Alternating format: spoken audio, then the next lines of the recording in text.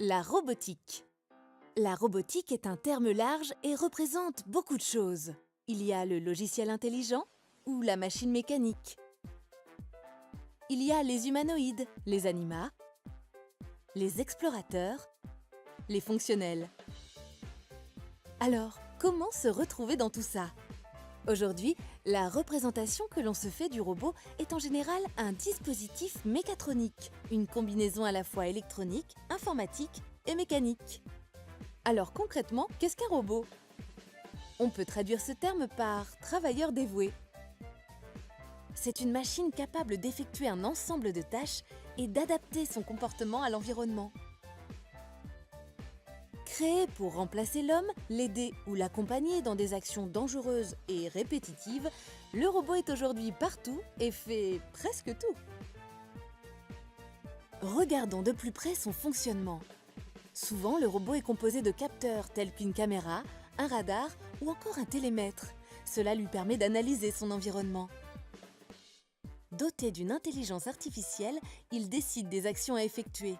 Et c'est équipé d'actionneurs tels que des mains ou des outils qu'il peut agir directement. Et il dispose enfin d'une source d'énergie embarquée pour être autonome. Il peut marcher, être monté sur roue, sur chenille ou encore placé sur un axe ou fixe.